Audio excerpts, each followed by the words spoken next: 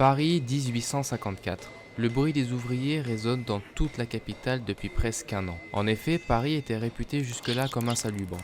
Le nouvel empereur, Napoléon III, rentré de son exil londonien, fut fortement impressionné par la capitale britannique, qui, après l'incendie qui l'avait ravagée, a su se réinventer en réorganisant ses rues et avenues pour garantir la bonne circulation des calèches et la sécurité de ses habitants. En effet, les ruelles coupe-gorge de Paris empêchaient la bonne circulation des cochers et ne permettaient aux politiques de gérer les mouvements de foule, comme ce fut le cas en 1830 durant les Trois Glorieuses. Une volonté de réarranger Paris naquit alors très rapidement dans la tête de l'empereur. Paris est bien le cœur de la France. Mettons tous nos efforts à embellir cette grande cité, à améliorer le sort de ses habitants, ouvrons de nouvelles rues, assainissons les quartiers populaires qui manquent d'air et de jour, et que la lumière bienfaisante du soleil pénètre partout dans nos murs, déclara-t-il. Et c'est vers Georges Eugène Haussmann que notre empereur va rapidement se tourner.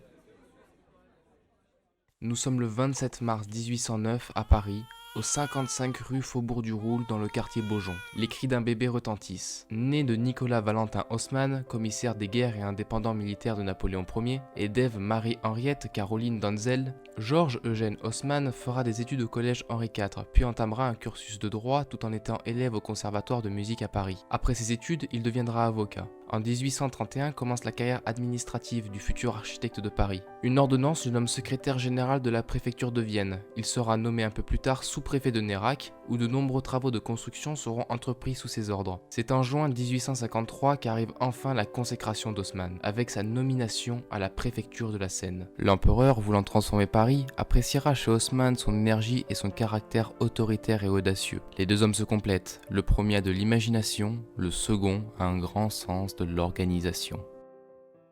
À Paris, tout est à refaire. C'est donc 80 000 ouvriers, artisans, ferronniers, sculpteurs qui seront réquisitionnés pour ce chantier pharaonique. Et le chantier doit vite se terminer, car pour refaire Paris, la ville fut détruite presque entièrement. C'est donc de jour comme de nuit que les ouvriers travaillent pour édifier les monuments que nous connaissons actuellement. Car si Tokyo, la ville la plus habitée de nos jours, compte une densité de 6313 habitants au kilomètre carré, Paris quant à lui en compte 20 641. Ce qui permet ce miracle architectural, ce sont les bâtiments haussmanniens. Ces immeubles en pierre de taille de 6 étages avec des façades richement décorées permettent une mixité sociale.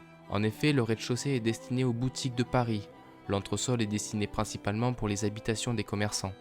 Le deuxième étage, ou étage noble, dispose toujours d'un balcon filant et est destiné à la bourgeoisie. Les troisième et quatrième étages sont sans balcon, alors que le cinquième en compte un. Et enfin, le sixième étage est destiné pour les chambres de bonne. Les travaux sont colossaux. Ils concernent d'abord la voirie. Au total, 64 km sont percés dans Paris. Puis 9 ponts sont créés ou rénovés. 585 km d'égouts sont bâtis et 40 000 immeubles sont érigés. Ce sont aussi le parc Monceau et les buttes Chaumont qui sont créés, ainsi que le bois de Boulogne et de Vincennes. Le palais de justice est totalement rénové, le Louvre est achevé, les Tuileries sont réhabilitées. D'autres architectes notoires sont aussi mêlés au projet, comme Gardier ou Émile Gilbert. C'est en 1870, après avoir presque vidé les caisses de l'État, qu'Haussmann est destitué du projet. Le Second Empire, quant à lui, s'achèvera peu après la défaite de Sedan contre la Prusse le 2 septembre 1870.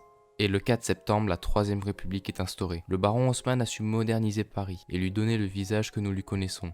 Il s'éteindra le 11 janvier 1891 à Paris.